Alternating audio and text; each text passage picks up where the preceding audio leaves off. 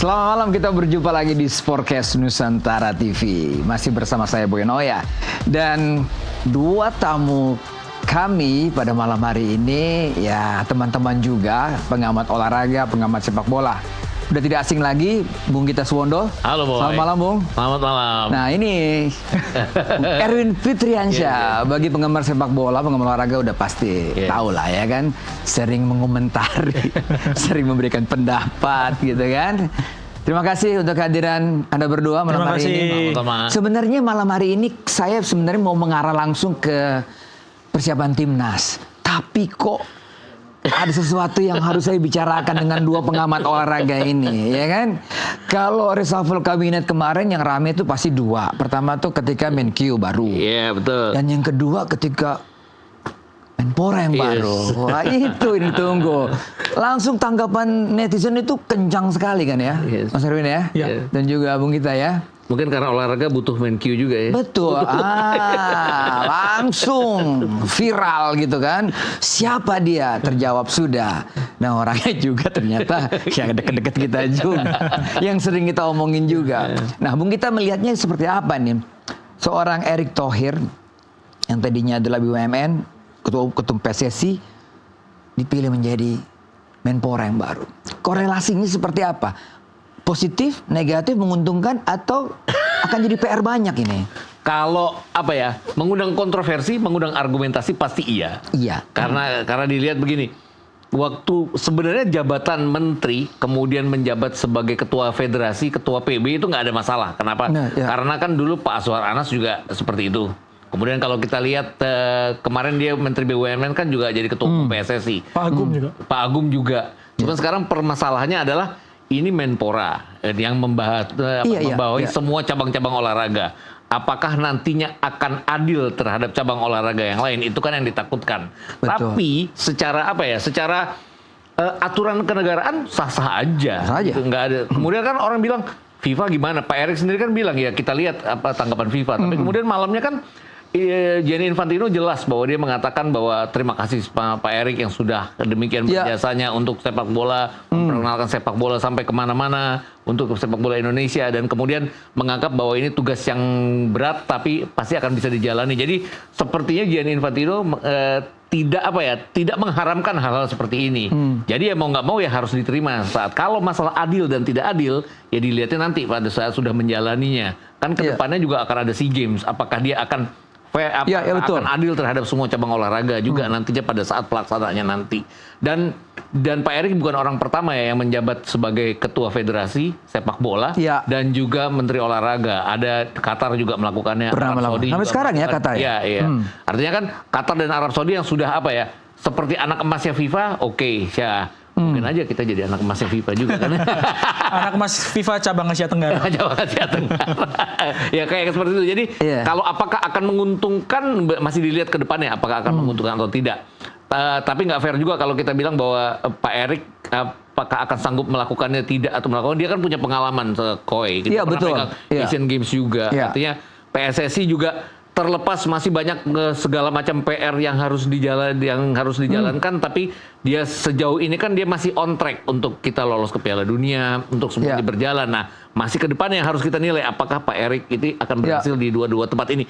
Akan sangat sulit karena kan pikirannya harus terbagi ke dua wilayah yang sama-sama disoroti oleh orang. Iya, secara kapasitas kita tidak meragukan kemampuan seorang Erick Thohir ya. Tapi momen sepak bola dan Kemenpora ini yang sedang hangat-hangatnya ini.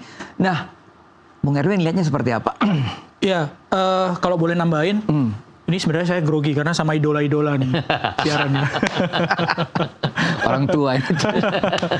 Jadi negara yang ketua federasinya jadi Menpora juga, itu Rusia pernah juga. Rusia pernah. Irak juga pernah. Gitu. Tapi umurnya nggak lama gitu. Salah satunya dilepas. Dan Menpora ya, bukan kementerian lain ya. Bukan. Jadi sudah tidak asing lagi buat dunia. Iya. Salah satunya dilepas. Jadi tidak menjabat secara bersamaan dalam waktu yang lama, enggak gitu. Akhirnya yang ketua federasinya dilepas gitu. Nah, statuta FIFA nomor 15 itu nggak menjelaskan secara detail apakah boleh atau enggak. Tapi di situ dijelaskan bahwa kalau misalnya sepak bola federasi itu nggak boleh ada intervensi dari pemerintah. Jelas itu. Iya, itu jelas. Tapi itu kan nggak menunjuk pada nggak boleh jadi menteri olahraga sekaligus, nggak ada itu. Gray area jadi. Iya, jadi gray area gitu. Cuman kan yang menjadi perlu diperhatikan adalah Menpora itu adalah kepanjangan tangan langsung dari pemerintah. Iya. Ya. Nah, ini sepak bola sama Menpora jadi satu gitu. Memang kita nggak tahu gitu apakah nanti berjalannya seperti apa, tapi yang dikhawatirkan adalah ada bias nanti. Apakah kepentingan dari pemerintah melalui Menpora terus jadi mencampuri sepak bola, nggak tahu gitu. Tapi faktanya bahwa FIFA nggak melarang ketika ada Menpora Irak dan Federasi Sepak Bola Irak jadi satu gitu ya. Rusia juga jadi satu. Iya.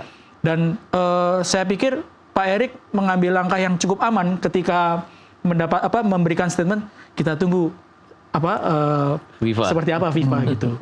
Karena ketergantung dari FIFA gitu. Karena di gray area itu, jadi keputusannya memang di FIFA. Apakah boleh atau enggak, ya tunggu FIFA. Dan saya pikir Pak Erik mengambil langkah yang aman gitu. Plusnya apa kalau misalnya Pak Erik tetap jadi Menpora dan PSSI, Ketua Umum PSSI, yang pertama soal koneksi ya. Kita tahulah dari zaman sudah hampir 1 dekade mungkin lebih ya, dari zaman ngurus basket ya, Inter Milan di Amerika, itu kan koneksi pasti akan sangat berpengaruh, ngurusin Asian Games gitu kan. Dan selama ini koneksinya Ketua Umum kan sama Presiden FIFA dengan orang-orang yang penting dalam hal olahraga gitu. Yang pertama mungkin koneksinya, kedua pengalamannya, dan ketiga adalah Pak Erik menurut saya salah satu dari Menpora yang darah olahraganya tuh kental sekali gitu ya. Tanpa mengecilkan Menpora sebelumnya. Kalau Menpora sebelumnya tuh lebih kental darah pemudanya, bukan olahraganya gitu ya. Kan Menpora pemuda dan olahraga gitu. Nah, ini Pak Erik lebih kental darah olahraganya gitu ya. Tapi menarik nih Bung Gita, pesan Presiden kepada Erik, dan Erik itu juga mengakui bahwa ya harus merata prestasinya. Ini kan satu tanda kan penekanannya jangan hanya sepak bola, karena ada bulu tangkis. Ingat tuh Presiden kita tuh pencak silat juga, ya kan, berkuda juga dia suka. Ya artinya dia mengingatkan ini kepada kepada menteri. Artinya bukan hanya dari sisi prestasi ya, dari sisi kemapanan di olahraga itu sendiri, di setiap PBB yang ditanganinya. Nah, ini yang mungkin sulit pekerjaan dari Pak Erik adalah ini, bagaimana meratakan semuanya. Karena apa yang dimajukan sekarang oleh dia kan pada saat dia menjabat sebagai Ketua Umum PSSI. Itu coba dimajukan lah sepak bola, walaupun banyak masih yang mengatakan yang ini belum, yang ini janjinya belum, yang ini belum janji. Nah, janji-janji kayak gini yang mungkin akan menyulitkan dia pada saat dia menangani PBB yang lain. Apalagi kalau targetnya misalnya kita berhasil di SEA Games. Berhasilnya itu seperti apa? Apakah di urutan ketiga itu dianggap berhasil? Toh sebelum dia kita pernah ada di urutan ketiga. Apakah kita harus naik 1 peringkat? Itu kan berarti lawannya adalah Thailand dan Vietnam. Ini yang pasti akan menyulitkan. Tapi balik-balik lagi, yang selalu ditakutkan kan orang-orang Indonesia kan selalu takut dengan namanya kalau statuta FIFA nggak boleh, statuta FIFA nggak boleh. Tapi kan yang Erwin tadi bilang bahwa secara gray area sebenarnya boleh-boleh aja asal tidak ada interference dari pemerintah. Dan kita pernah di-ban gara-gara ada campur tangan pemerintah. Dengan dia ada di Kemenpora dan dia juga PSSI, rasa-rasanya akan tidak mungkin ya akan ada campur tangan pemerintah yang merugikan PSSI sendiri, karena dia pasti tidak ingin merugikan PSSI. Hal-hal seperti ini yang sudah dipikirkan oleh FIFA pastinya. Iya, kalau jangka pendek kan ada 3 sasaran ya. Ada Asian Games, ada MotoGP, ada kejuaraan dunia. MotoGP juga. Senam. Kejuaraan dunia senam ini internasional benar sekali ya. Tapi ke Oktober ini kita putaran 4 ya kan. Pasti nggak salah dong kalau Pak Erik sekarang memikirkan yang paling dekat ini adalah sepak bola. Dia tahu persis dari A sampai Z mengenai round 4 nanti. Gimana, Bu? Nggak sampai sebulan ya. Nggak sampai sebulan. Gitu, 3 minggu lagi, 2 minggu lah malah. Hitungannya tanggal 8 ya. Dan ini pertaruhan yang besar sekali kan. Betul. Ya. Artinya kalau misalnya Indonesia lolos, wah namanya akan wangi sekali gitu ya. Urus pemain, pelatih gitu ya, akan wangi sekali. Tapi kalau misalnya sebaliknya, ini kan juga akan menjadi tekanan yang besar sekali gitu ya buat PSSI, dalam hal ini buat ketua umum gitu. Apakah bisa fokus atau tidak gitu ya. Saya pikir fokusnya memang sekarang di round 4 ya. Karena memang ini yang paling penting buat PSSI dalam waktu yang dekat sekali, dan ya setelah perjuangan yang cukup lama, ada turbulensi pergantian pelatih segala macam, banyak usaha untuk mendatangkan pemain-pemain yang diaspora, itu kan pertaruhan yang besar sekali gitu, now or never gitu. Betul. Berarti persiapan memang kita fokus ke sini ya. Bukan mengatakan bahwa MotoGP tidak penting ataupun SEA Games tidak penting. Tetapi di depan mata ini adalah satu persatu pasti ya. Setelah ini pasti ada Under 17 yang nanti disorot juga. Baru SEA Games, kemudian ada gimnastik, kejuaraan gimnastik dunia. Tapi masalahnya sekarang adalah di sepak bola sendiri kan sudah banyak sorotan. Mungkin karena apa ya? Cita-cita rakyat Indonesia semuanya main di Piala Dunia timnasnya. Walaupun sebenarnya target utamanya adalah lolos ke putaran ketiga awal-awalnya ya. Makin lama makin naik kan putaran keempat. Jadi saya cuma berpikir bahwa kita tuh udah di putaran keempat. Kalaupun gagal di putaran keempat kan sebenarnya targetnya sudah gitu loh. Cuman persoalannya sekarang nggak bisa seperti itu. Nggak akan seperti itu. Nggak akan semudah itu. Bahkan dengan adanya gunjang-gunjing pergantian pelatih kemarin, kalau masih pelatih yang lama mungkin akan dimaafkan tidak lolos ke putaran final Piala Dunia. Kalau ini sepertinya nggak dimaafkan. Kemarin aja baru pertandingan di mana mereka tidak dapat shot on target melawan Lebanon aja udah dicaci maki kan. Oke, kita akan masuk nanti menjurus sekarang ke menjelang putaran keempat setelah pariwara berikut ini. Tetaplah di Sportcast Nusantara TV.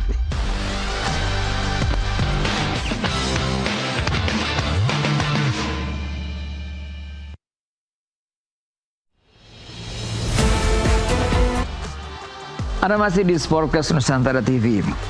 Bung Gita Suwondo.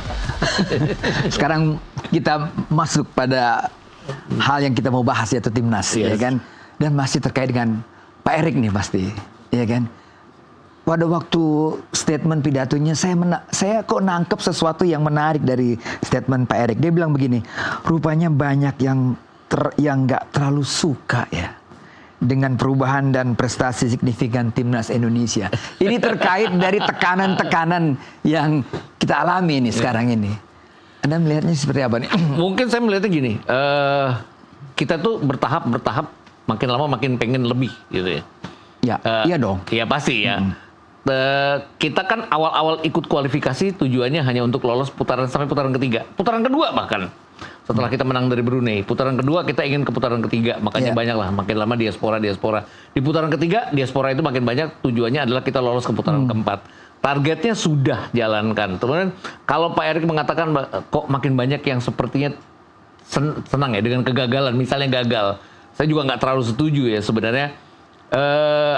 Karena banyak juga yang pengen kita lolos, cuman banyak juga yang mungkin berpendapat bahwa kita harus tahan bahwa kalau nggak lolos itu nggak terlalu jadiin masalah karena kita sudah mencapai target, itu aja.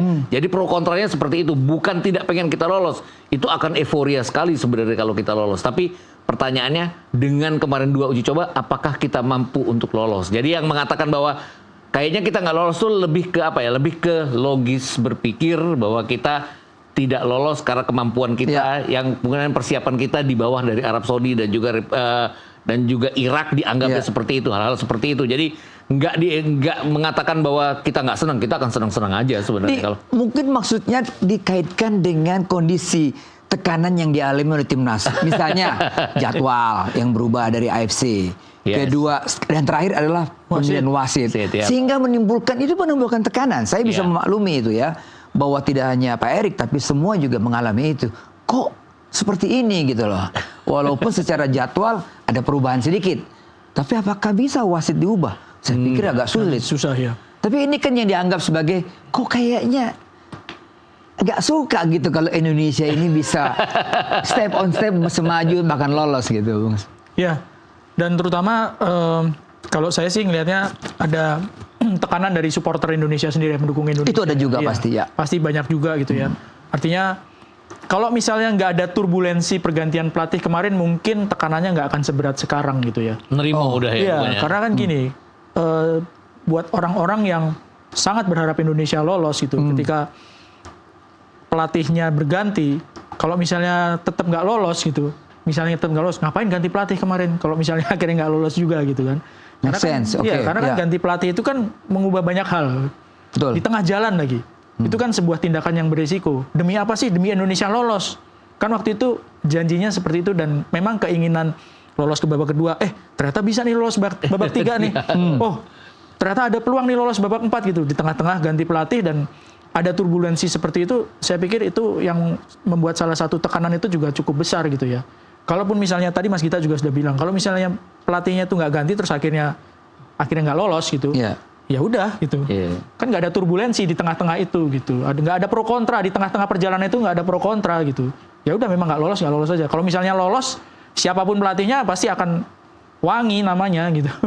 Oke. Mungkin juga lebih ke ini ya, bahwa ada kontroversi itu karena ada ini ya, defense juga dari federasi ya. Kemarin waktu kita tidak memuaskan hasil melawan Lebanon, walaupun kita menang lawan China Taipei kan, seperti ada yang mengatakan bahwa ini kan baru mulai, tidak banyak waktu bagi pelatih sekarang untuk melatih tim, untuk menerapkan uji coba tidak banyak. Ini ya yang membuat kok kayak defense, sedangkan yang namanya tim nasional kan tidak harus uji coba yang berkepanjangan. Tim nasional dimanapun kan kumpul setelah liga berakhir ya. Defense seperti ini yang membuat masyarakat jadi kok kayak membela sesuatu yang sebenarnya dianggap tidak bagus. Patrick Kluivert kan sementara ini dianggap kegagalan 1-5 lawan Australia, kegagalan 0-6 lawan Jepang, tidak bikin sebuah perubahan yang berarti pada saat lawan Lebanon itu kan dianggap sebagai sebuah sebuah kegagalan bagi belum keberhasilan bagi Patrick Kluivert. Itu aja kenapa kemudian banyak tekanan ke PSSI. Walaupun sebenarnya saya yakin supporter itu sangat mendukung kalaupun kita nantinya berhasil mengejutkan lolos ke putaran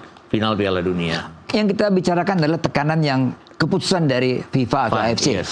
Ya kan? Ada beruntut kan?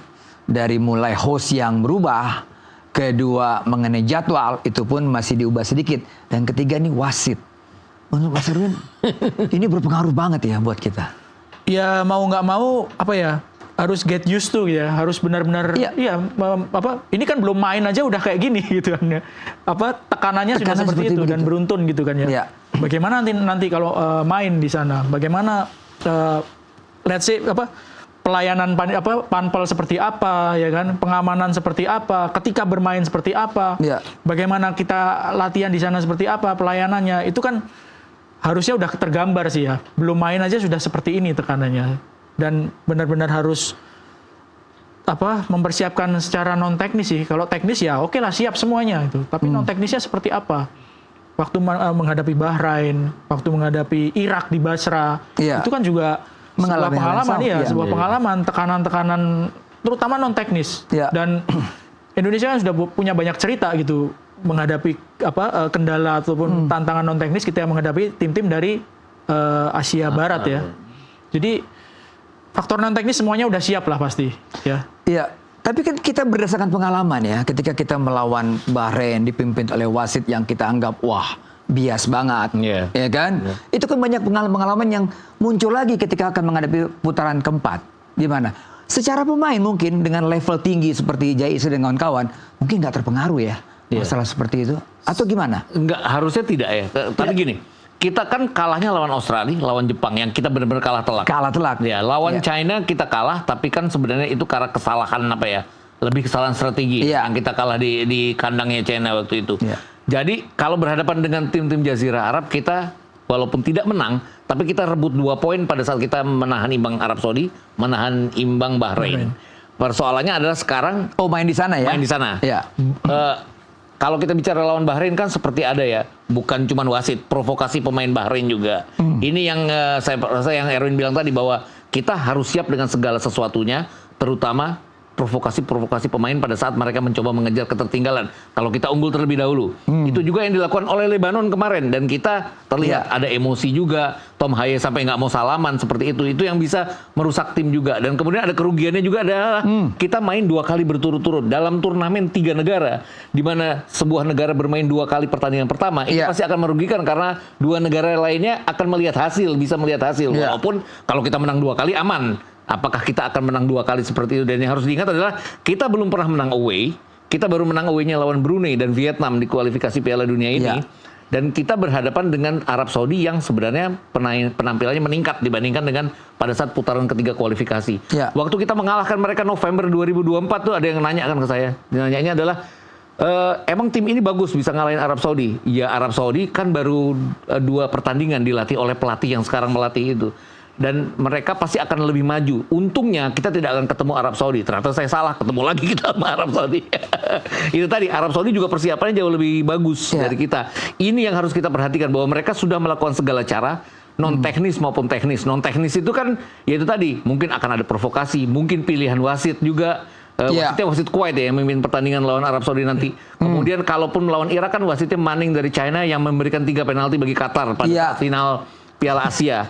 Kemudian dari sisi teknis, kabarnya kan ada pelatih set piece Arsenal, Jover itu, yang datang ke kandangnya Arab Saudi untuk melihat permainan mereka. Nah, nggak tahu sampai sejauh mana ini pelatih akan mencoba untuk artinya Arab Saudi yang mentok terhadap kita dengan hasil imbang, kemudian kalah dari kita, pasti memikirkan gimana nih caranya kalau Indonesia main parkir bus untuk membongkar mereka. Nah itu tadi, masalah teknis itu juga dipersiapkan oleh lawan. Ini yang kita harus hati-hati juga jadinya.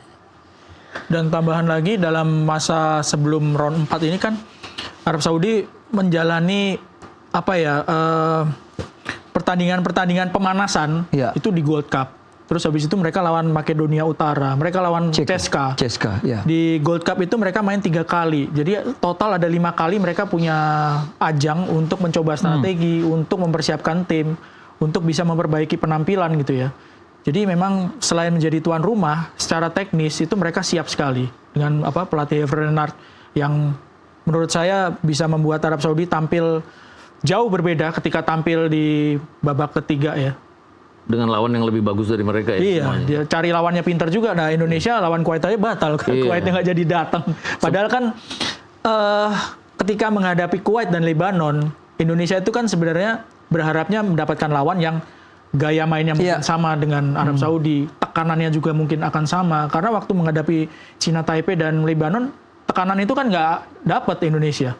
Padahal waktu menghadapi Arab atau Irak nanti di round 4, sangat mungkin kita akan bermain di bawah tekanan gitu. Nah di pertandingan uji coba lawan Chinese Taipei dan Lebanon kan nggak ada itu situasi seperti itu. Jadi ya berharap aja bisa mengulangi. Paling tidak di pertandingan pertama bisa tahan imbang 1-1. Waktu itu Rakanar dulu yang cetak gol kan. Betul. Tapi ya itu tadi, bahwa menjelang round 4 ini justru Arab Saudi memiliki persiapan teknis yang sangat baik. Mungkin ada sisi untungnya adalah mereka tidak akan bermain di belakang kayak China Taipei maupun Lebanon ya. Yang Lebanon terutama. Mereka kan lebih main terbuka kan. Iya, mereka tidak akan 6 pemain langsung bertahan pada saat serang, bikin tembok seperti itu. Tapi ujung-ujungnya adalah kita juga akan mengalami apa yang kemarin kita dianggap berhasil dengan 2 center back. Ini hati-hati dengan main 2 center back. Arab Saudi kan punya pemain-pemain yang bisa melakukan tusukan-tusukan yang lebih bagus. Mereka November 2024 itu kalah di GBK ya lebih karena strategi mereka belum jalan saat itu. Sekarang kan mereka di Gold Cup kan lawannya Meksiko ya kalau nggak salah. Ada Amerika, ya. Terus Makedonia yang sekarang lagi mimpin grup, CSKA yang juga lagi mimpin grup ya. Ini yang harus kita waspadai. Iya, ini wasit yang mimpin, wasit utama, hakim garis 1, hakim garis 2, wasit keempat. Dari Jazirah sana semua. Dari semua. Abdullah Jamali untuk VAR, Abdullah Al-Kandari juga dari Kuwait ya. Semua dari Kuwait. VAR-nya siapa ya? VAR-nya juga dari Kuwait ini. Abdullah Jamali. Semua komposisi dari wasit sampai VAR adalah Kuwait. Iya. Dan mereka kasih wasit yang bukan dari Asia Barat itu ketika pertandingan Irak lawan Indonesia gitu. Kenapa nggak waktu lawan Arab Saudi lawan Indonesia gitu. Itu kan benar-benar sebuah cara non teknis yang ngeselin tapi legal gitu. Iya. Diperbolehkan gitu. Yang menurut kita sebagai bangsa Indonesia, negara Indonesia merugikan, tapi itu nggak bukan melanggar aturan. Iya kan? Yang tidak diperbolehkan adalah wasit di mana dia adalah warga negara dari 2 tim yang bertanding. Tapi sebenarnya legal-legal aja itu tadi persoalannya. Sama aja lah dengan kalau kita selalu mempermasalahkan injury time 90+6 lawan Bahrain. Kan? Itu lebih dari 90+6. Tapi kan banyak pertandingan-pertandingan yang juga halnya seperti itu terjadi. Ini artinya kita benar-benar harus konsentrasi sampai peluit panjang dibunyikan. Itu yang benar-benar kita harus lakukan di 2 pertandingan melawan Arab dan Irak nanti. Jangan ada excuse bahwa di sana tambah waktu. Karena ya kalau hasil sudah jadi ya nggak akan dianulir lagi hasil itu. Kalau perlu harus konsentrasi sampai masuk bis mau pulang. Karena faktor non teknisnya kan hotel kita dipindahkan. Iya. Artinya kita nggak menuruti hotel yang tunjuk oleh panitia, ya kan? Mungkin juga pengawasan segala macam itu juga. Tapi supporter kita dibatasi nih. Iya, dibatasin Iya. tiket ya. Ini kan signifikan untuk supporter ya, karena kita banyak sekali Banyak supporter kita di sana. Banyak di sana supporter dan saya sempat baca ya, nggak tahu ini benar apa enggak ya, soal keamanan untuk tim Indonesia itu juga sempat dipertanyakan, entah itu jumlahnya yang kurang gitu ya atau Iya. keamanannya seperti apa gitu. Jadi banyak sekali gitu yang faktor-faktor non teknis yang harus benar-benar dipersiapkan oleh tim Indonesia gitu, karena Arab juga kan kepengen lolos gitu, mereka kan tuan rumah di Piala Dunia selanjutnya gitu. Kita dibalik-balik lagi. Jadinya curiganya ada Suzon mungkin yang ngomongnya ya. Nah, ini. Nah, kalau kita ngomong bahwa anak emas FIFA itu siapa? Indonesia kan tadi Erwin bilang Asia Tenggara, anak emas Asia Tenggara. Iya. Tapi Qatar dan Arab kan anak emas yang sudah lama. Calon tuan rumah lagi kan. Tuan rumah lagi. Arab kan. ini Dan itu. apa jadinya kalau calon tuan rumah itu nggak lolos? Itu kan juga sebuah bayang-bayang, waduh, ini Arab jangan-jangan diuntungkan gitu. Itu kan juga merupakan sebuah tekanan juga. Dari pemilihan tuan rumah aja kan jelas. Arab satu, Qatar satu Iya. kan jelas. Oke, nanti kita bahas lebih detail lagi mengenai tim kita ya. Yes. Setelah pariwara berikut ini tetap di Sportcast Nusantara TV.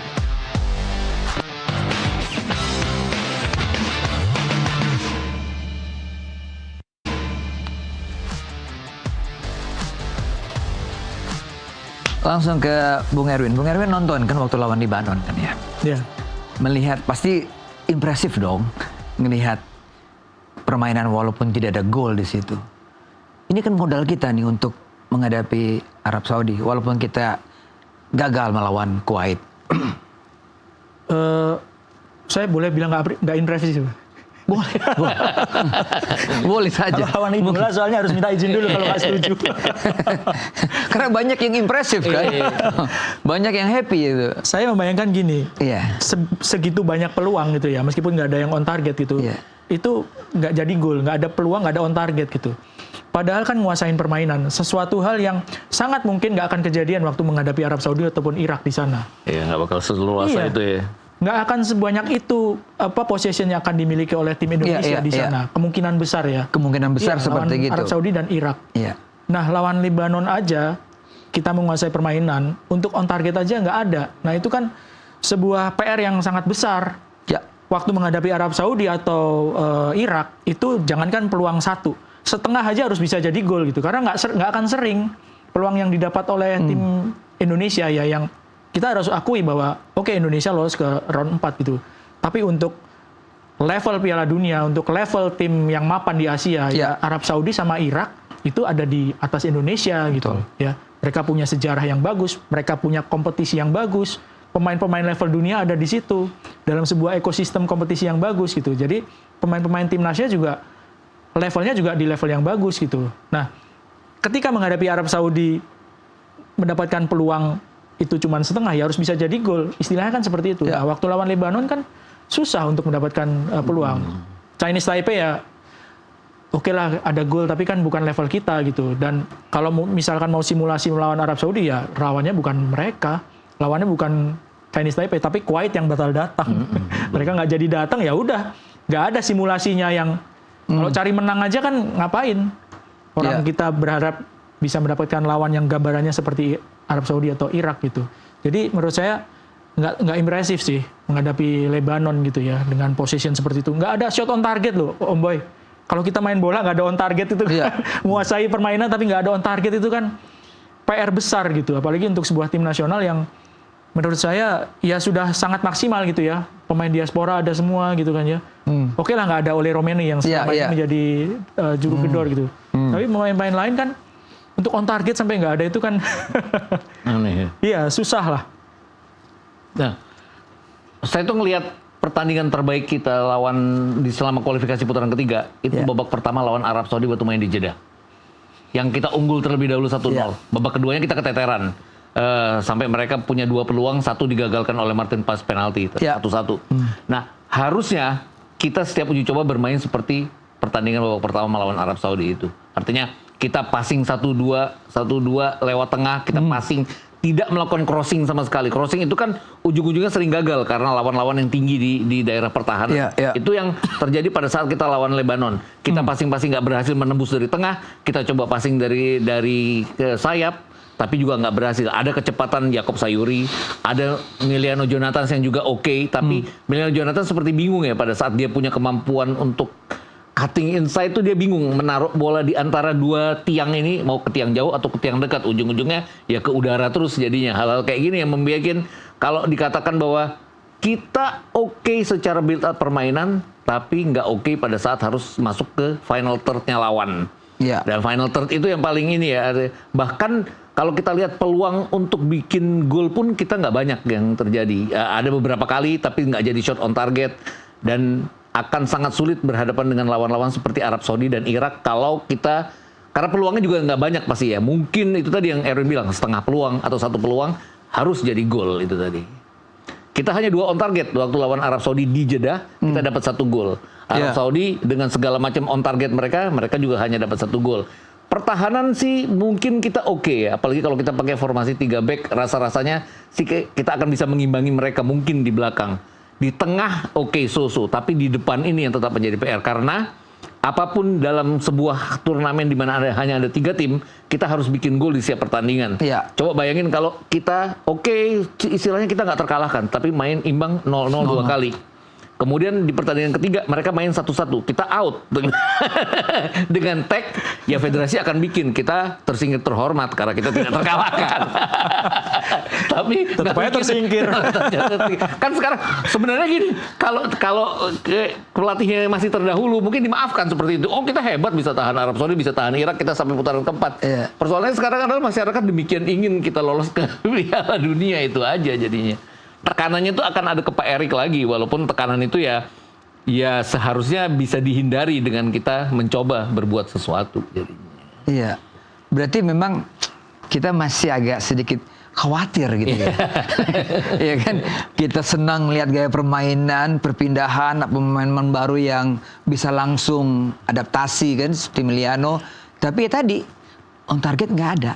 Iya, nggak ada Ole lagi ya.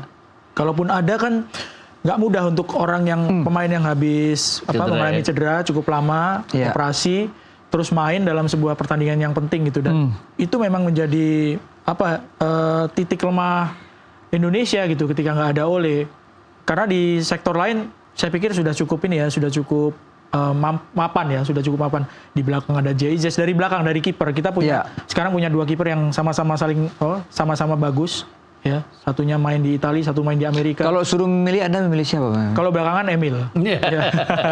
Yang pertama Emil kelihatan lebih di Cremonese lebih ini ya, lebih bagus ya. Lebih bagus. Dan dia dalam kondisi yang fit kan, karena Martin kan habis cedera juga. Kalau melihat highlightnya Arab Saudi melawan Makedonia dan juga melawan Czech, itu serangan-serangan dari flank mereka dengan crossing juga sangat berbahaya. Jadi memang Audero untuk motong-motong bola dapat mestinya. Udah terlatih dong. Betul. Jay juga di udara juga bagus. Kemudian persoalannya itu tadi, kembali ke depan. Crossing mereka crossing kita tuh nggak nyampe ke Zilstra itu loh. Ada satu pemain yang bisa maksa sebenarnya dengan tidak adanya Ole Romani, Ragnar Oratmangun. Cuman kan sekarang dia dikhawatirkan dia dari Maret udah nggak main ya. Karena virus dan segala macam. Kemarin 2 kali bahkan dia juga, dua-duanya nggak ada di DSP, mereka dia nggak ada di daftar susunan pemain. Ini dikabarkan dia kan masih ditakutkan virusnya kambuh kembali. Nah, hal seperti ini yang Ragnar Oratmangun yang bisa menjadi pengganti Ole ya dengan situasi seperti sekarang ini. Ini yang menarik ketika Clifford menurunkan double center back Dix dengan Itzes ya. Menurut saya solusi yang eksperimen yang bagus itu. Ya, cukup berani dan di luar kebiasaan ya, karena kan sebenarnya Kevin di flank di sayap kanan gitu. Cuma itu tadi Bang Boy, kelihatan menjadi bagus, nggak kebobolan karena memang tekanannya nggak ada gitu ya. Tekanannya sedikit sekali gitu. Jadi kelihatan, berjalan dengan baik, ini eksperimennya gitu ya. Tapi sekali lagi, kalau nggak ada tekanannya, untuk pemain belakang ya kita nggak bisa ngelihat kan seperti apa mereka ketika mendapatkan tekanan. Apalagi kalau tekanannya tuh bertubi-tubi gitu. Di kandang lawan bertubi-tubi, dalam kondisi lelah, misalnya tertinggal gitu ya. itu kan yang harusnya menjadi simulasi ketika pertandingan uji coba. Ya. Kalau berkaca 2 kali pertemuan melawan Arab Saudi, baik di Jeddah maupun di Jakarta, ball position masih milik Arab Saudi dari kedua. Betul, yes. Dan tekanan juga memang ada yang dialami Itses dan juga Rizky Ridho pada waktu itu. Dengan Itses dan Dix, kira-kira seperti apa? Harus Itses, Dix dan Ridho mungkin ya. Jadinya 3. Balik-balik lagi harus balik lagi ke apa ya? Ke pakem kita dulu. Pakem 3-4-3 juga karena itu lebih efektif menghadapi Arab Saudi, udah terbukti di 2 pertandingan ya. Roberto Mancini sendiri sampai kewalahan, bingung bahwa dia seharusnya memenangkan laga dengan adanya penalti gagal, segala macam cara sudah dicoba, itu gagal. Kemudian kalau pertandingan di GBK kan jelas ada baru 2 kali pelatih yang sekarang ini melatih Arab Saudi. Jadi mereka membaik setelah itu ya, walaupun kalah dari Australia, tapi mereka setidaknya bisa lolos dari putaran ketiga dan mereka makin membaik setelah mereka gagal lolos langsung ke Piala Dunia. Nah, jadi persoalannya adalah gimana kita menyikapi pertandingan pertama dulu melawan Arab Saudi, itu yang paling penting. Setelah itu baru berpikir Qatar. Ya seenggaknya harus imbang lah lawan Arab Saudi ya untuk berupaya. Menang dong. Agak berat nih, nggak yakin kalau. Walaupun seri di sana kita menang di sini, agak optimis saya bisa menang lah ya. Apalagi kalau Verdong main di tengah. Seperti yang dilakukan ketika melawan Lebanon. Bagaimana Bung Erwin? Di tengah itu Tom Haye nggak main pada waktu itu kan? Iya, di tengah itu waktu main di Arab Saudi, waktu tahan imbang 1-1, 3 posisi belakang itu Jay-Z, Rizky Ridho dan Calvin Verdong. Karena yang back kirinya, yang sayap kirinya Nathan yang main. Verdong udah masuk di posisi 3 back ya? Iya, di posisi keren banget tuh. Di posisi left center back gitu ya. STY pada waktu itu membuat formasi seperti itu. Karena masih Asnawi waktu itu ya. Iya, jadi Verdong ini karena memang menurut saya salah satu pemain di non kiper ya, selain Jay-Z yang mereka mainnya di top level ya. Verdong ketika main di Belanda dan sekarang di Prancis itu ada di top level ya. Dia bukan cuma jadi pemain pelengkap, meskipun kan nggak mudah untuk jadi pemain Indonesia yang mendapatkan tempat karena kan non Uni Eropa. Kalau main di Eropa itu kan dapat tempat, mendapatkan tempat itu bukan hal yang mudah, dan Verdong bisa membuktikan dia bahkan pindah klub seperti JIZ dia tetap jadi pilihan utama. Jadi main di left center back atau di wing back kiri atau main di tengah sekalipun, ya itu saya pikir Verdong punya kapasitas untuk itu. Meskipun sebenarnya kalau di tengah sudah cukup aman ketika melihat Pelupesi gitu ya. Iya. Sesama Ambon. Dia lebih ke pemain nomor 8 kemarin ya. Kalau 8. Ya itu tadi versatile player, bisa segala macam posisi, ini yang menguntungkan bagi Calvin Verdong. Dan di Nijmegen dia oke. Di Nijmegen bahkan dia di back kiri oke, di center back juga oke. Kalau Nijmegen ingin bermain dengan 3 center back, dia yang masuk sebagai center back di kiri. Jadi Verdong nggak usah dipertanyakan, oke. Dan kalau lihat golnya Arab Saudi kan Verdong yang dari kiri pindah ke kanan saat itu gol keduanya ya. Dan beberapa kali Verdong itu waktu main di Liga Belanda itu masuk dalam Team of the Week. Jadi bukan cuma main aja gitu, tapi dia masuk dalam Team of the Week ketika dia main bagus bersama klubnya. Tom Haye ketika di Persib, apakah ada sesuatu yang dia dapat untuk kontribusi ke timnas?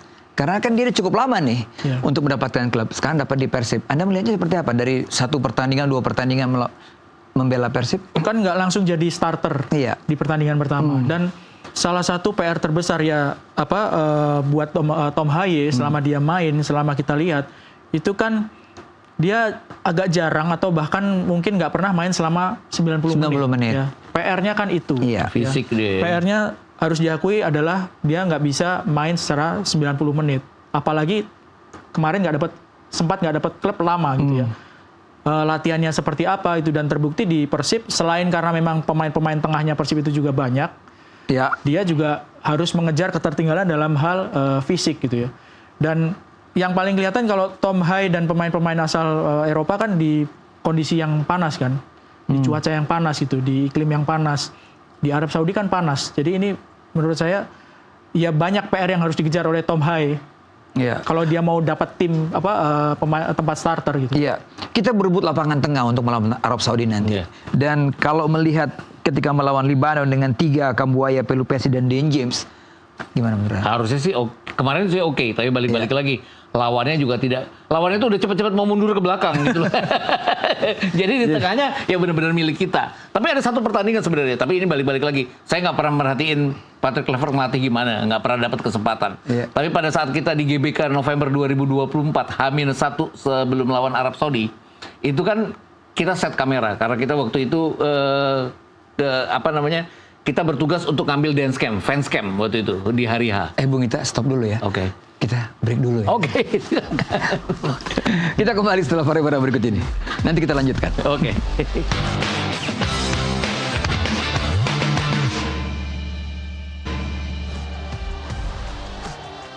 Saya berikan waktu kepada Bung Ita tadi. Meneruskan tadi gimana?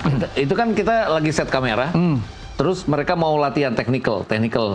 Sintayong latih technical buat pertandingan berikutnya, pertandingan besoknya melawan Arab Saudi.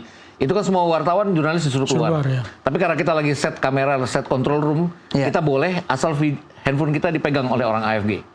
Jadi kita nggak boleh ngambil gambar.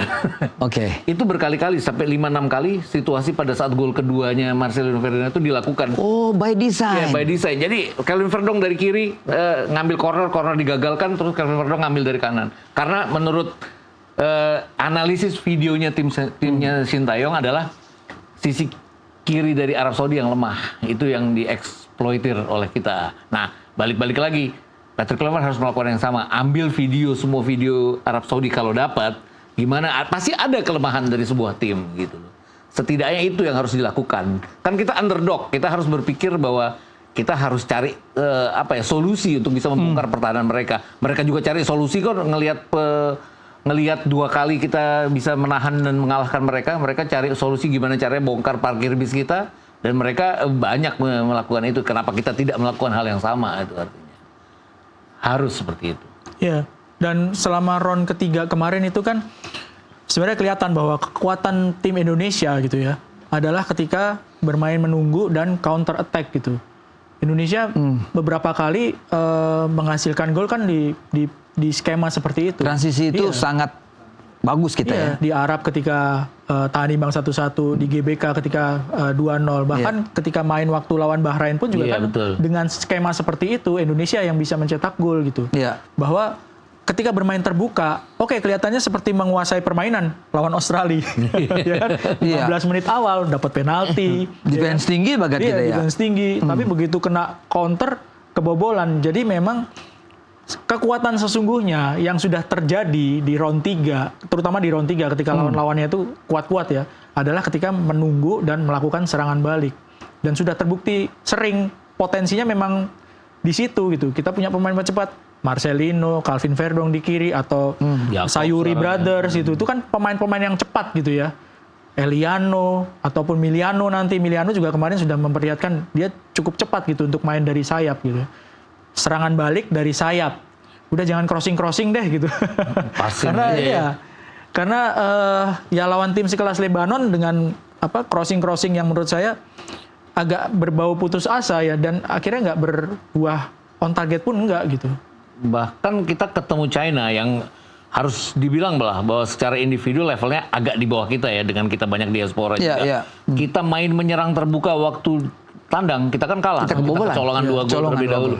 Di GBK kita main lebih hati-hati kan waktu itu, walaupun kita nggak parkir bis lawan China, tapi jelas kita dapat peluang banyak, kita bikin 1 gol walaupun golnya lewat penalti. Itu tadi balik-balik lagi, kenapa harus bermain ball possession untuk kemudian hasil imbang kalau kita bisa counter attack dan kemudian memenangkan pertandingan. Jadi kita nggak butuh ball possession, kita butuh gol. Karena lawan Arab nanti hal serupa juga kita alami, betul? Yes. Betul kan? Kemarin kan Lebanon membuat kita frustrasi, sama halnya dengan kita membuat frustrasi Arab kan. Waktu November 2024 ya. Kenapa kita tidak memilih yang pada saat kita bikin frustrasi orang gitu. Peringkat kita di FIFA turun walaupun kita tidak kalah di FIFA Matchday. Thailand tetap ya kan? Vietnam juga tetap. Jadi tetap di atas kita. Malaysia yang naik tinggi ya. Malaysia. Anda punya komentar? Lebih karena Gambia dan 1 negara Afrika lagi menang kualifikasi 2 kali pertandingan memenangkan laga, jadi mereka naiknya tinggi. Ini karena di kualifikasi Piala Dunia. Karena secara pendapatan poin kemarin kita plus dari 2 pertandingan itu, tapi kita turun secara peringkat. Ya, balik-balik lagi. Malaysia kenapa melonjak tinggi? Karena lawannya dia pasti kan lebih memudah dibandingkan dengan kita. Kita hasil imbang lawan Lebanon itu yang membuat kita Hilang tidak poin banyak ya. hilang poinnya akan ada di situ jadinya. Ya mudah-mudahan naik lagi lah ya. Ya, betul. Kita turun satu ya. 118 ke 119. Waktu menang lawan China Taipei katanya sempat ke 117. Tapi kemudian gara-gara draw lawan Lebanon jadi ke 119. Mungkin nggak, Bung Erwin, bahwa skema ya tadi Bu Gita bilang udahlah kembali ke 3 lah. 3 back ya kan. Tapi kemarin lawan Lebanon kita pakai 4 kan. Mungkinkah itu yang lawan Lebanon itu akan menjadi, karena kelihatannya puas ini. Ya, itu yang Coach ini takutkan. puas walaupun tidak buat gol. Akan seperti sama dengan 3 gelandang yang saya pikir kuat, cukup bagus lah ya. Gimana, Bung?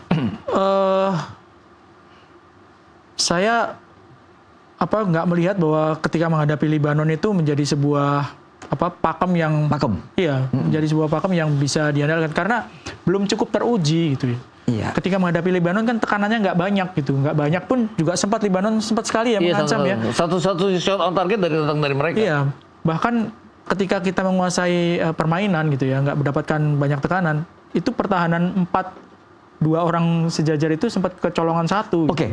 Kalau pilihan pemain bagaimana? Kevin Dix dan J.I.Z. Pilihan pemain ya, oke. Iya. Kevin Dix. Bukan mengatakan bahwa Rizky Ridho tidak bagus. Iya. Tapi ini pertandingan yang benar-benar super penting gitu loh. Kalau pertandingannya penting di level seperti ini, coba-coba itu sangat riskan sih kalau menurut saya. Dan dari pertandingan yang sudah dijalani, yang lebih sering main bareng di posisi itu adalah J.I.Z. dan Rizky Ridho. Ya, entah itu mau pakai 4-4-2 atau pakai 3 back, itu yang lebih sering main bareng itu Rizky Ridho dan J.I.Z. Kalau mau pakai 3, left center back-nya ini yang harus dicari lagi kan. Left center back ini selama ini kan. Hubner. Ataupun kalau misalkan terpaksa ya Calvin Verdong, tapi agak mubazir ya Calvin Verdong kalau ditaruh di situ karena dia punya kemampuan menyerang yang bagus gitu. Tapi yang jelas di right center back-nya itu Rizky Ridho gitu. Kirinya Hubner. Berarti Dix kembali lagi ke posisi semula. Kanan ya. Di kiri Iya.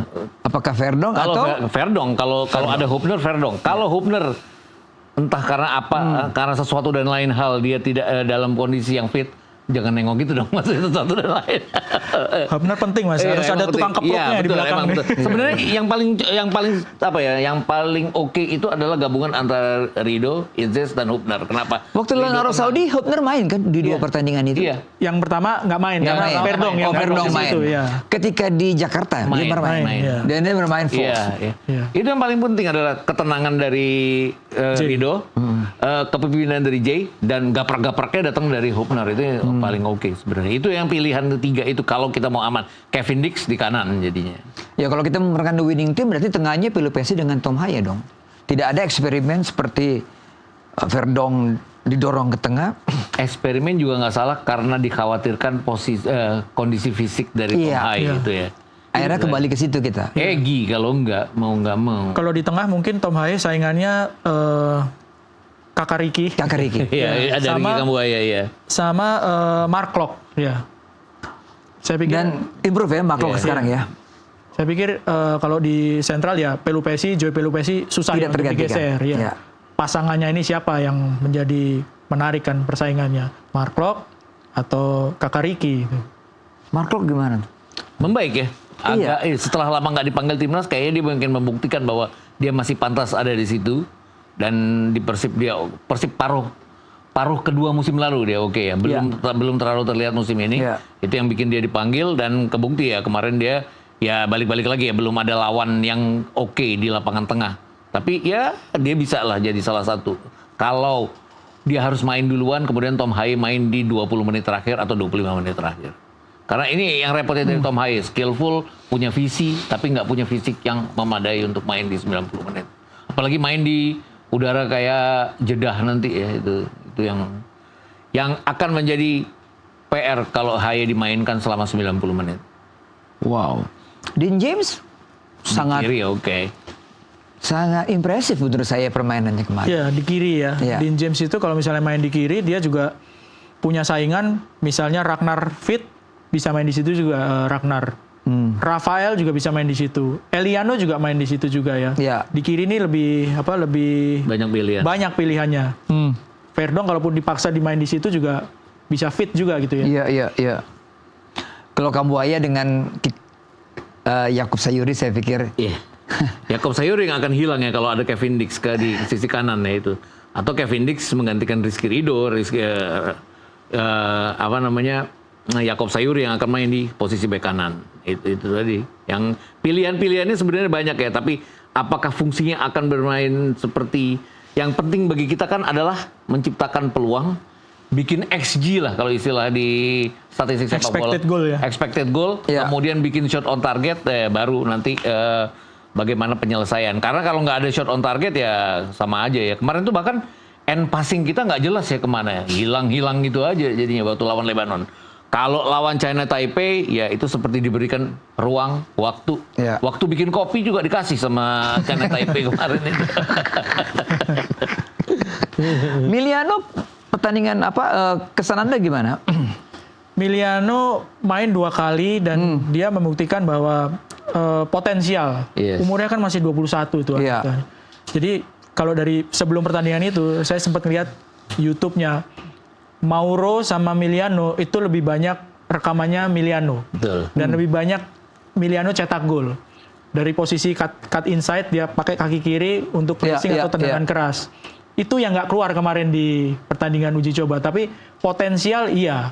Cuma kalau untuk pemain usia 21 tahun main di timnas senior, ntar dulu saingannya banyak di situ. Di posisi sayap kanan ada Egy, ada Eliano juga bisa main di situ. Ya, Eliano bisa 2 posisi. Iya, ya. Yakob juga bisa didorong ke situ itu. Karena untuk pemain usia 21-20 beda 2 tahun aja ke atas itu pengaruhnya cukup besar. Kecuali kalau itu pemain spesial banget.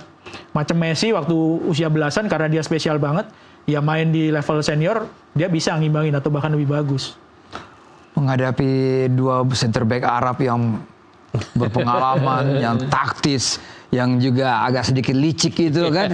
Kita butuh pemain-pemain juga pengalaman Iya seperti betul. Dan, tapi sebenarnya kalau ngeliat Emiliano ya, kita punya kesempatan karena kalau seperti halnya waktu di GBK, entah Arab Saudi kan udah nggak kayak di GBK lagi. Sisi kiri mereka kan yang dieksploitir waktu itu. Iya. Ada Miliano yang bisa di situ. Dan persoalannya kan Miliano ini di klub kenapa dia sering jadi cadangan adalah karena Rodriguez di situ punya kemampuan yang sama tapi sering bikin gol. Miliano itu peluang bikin golnya yang nggak terlalu banyak. Jadi hal-hal kayak gini yang ya itu tadi yang dibilang Erwin. 21 tahun masih belum punya pengalaman. Dia di press sama pemain Lebanon aja dia seperti bingung mau naruh bola tuh di mana gitu. Oke. Wah, udah 1 jam nih kita bicara ya. Bung Erwin, Bung Gita, emang kalau bicara sama 2 pengamat ya yang tahu persis ya enak gitu. 2 jam pun bisa gitu Iya, ya. banyak golnya Tapi ya. oke lah. Apapun yang persiapan non teknis dan teknis, kita bertiga sepakat bahwa kita support tim nasional. Ya, harus. Ya. Iya kan, kita dukung, ya doakan juga supaya apa yang target yang kita inginkan lolos Tercapai. di putaran keempat Yap. ini. Terima kasih Bung Gita, terima kasih Terima kasih. Bung Sama-sama, Erwin. Boy. Terima kasih untuk perhatian Anda semua. Kita akan kembali lagi minggu depan di Sportcast Nusantara TV.